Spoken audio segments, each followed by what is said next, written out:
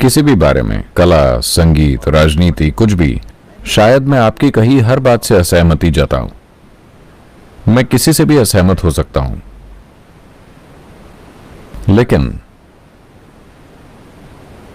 अगर हम जीवन पर ध्यान दें तो सहमति या असहमति की कोई जरूरत ही नहीं है, क्योंकि ये जैसा है वैसा है। इस बारे में कोई सहमत या असहमत नहीं होता। लेकिन संस्कृति के बारे में, कपड़ों के बारे में, संगीत और कला के बारे में, राजनीति के बारे में हम कई मायनों में सहमत और असहमत हो सकते हैं, है ना? और जितना हम असहमत होते हैं उतना ही बेहतर है। हाँ हाँ या ना? अपने आसपास की चीजों में अगर आप असहमत हैं, यानी अगर आप खुश हैं और असहमत हैं, आप अगर एक दुखी व्यक्ति हैं, फिर आप असहमत होते हैं तो आप लड़ेंगे। अगर आपके दिमाग में थोड़ी समझ है तो असहमति चीजों को हमेशा बेहतरी की ओर ले जाती है ना? मान लीजिए कि आप और मैं असहमत हैं कि इसे कैसे रखा जाए, तो हम यहां बैठकर अगले 2 दिन तक बहस कर सकते हैं और फिर शायद कुछ वाकई सुंदर निकल कर आए। पर जैसे ही हम असहमत होते हैं, हमें गुस्सा आ जाता है, हम लड़ने लगते हैं। ऐसे लोग अलग हैं।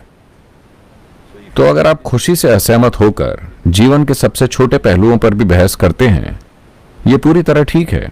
ऐसा कुछ जरूरी नहीं है कि आपको हर किसी से सहमत होना है, इसकी जरूरत नहीं, क्योंकि जब आसपास की भौतिक चीजों की बात आती है तो हम में से हर कोई इसे अलग तरह देखता है। इसीलिए इतनी विविधता में जीवन घटित हुआ, है ना? ये बिल्कुल ठीक है। आत्मज्ञानी हो या ना, आप लाखों चीजों के बारे में असहमत हो सकते हैं, इससे क्या समस्या है? लेकिन अगर आप मूल तक पहुंचते हैं तो ना आपको सहमत होना है ना सहमत होना है। ये जैसा है ये वैसा ही है। अस्तित्व को आपकी सहमति या असहमति की जरूरत नहीं है। ये बस यहां है। भौतिक, मनोवैज्ञानिक और भावनात्मक को सहमति या असहमति की जरूरत है। आप ऐसे लोगों के साथ रहने की कोशिश करते हैं जो आपसे सहमति रखते हैं, जो कि एक भारी गलती है, क्योंकि वो जरूर मूर्ख होंगे। अगर आपके अंदर आपसे असहमति जताने वाले लोगों के बीच हमेशा रहने की समझ और संभाव है, तो आप देखेंगे कि आप भौतिक दुनिया में चीजों को बहुत बेहतर तरीके से करेंगे। अगर आपके पास सिर्फ वही लोग हैं जो आपसे सहमत हैं, तो इसका मतलब है कि आपने अपने चारों ओर एक मूर्खों का झुंड इकट्ठा किया हुआ है।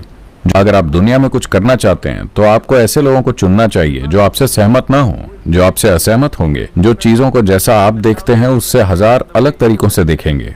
सिर्फ तभी चीजें होंगी, है ना?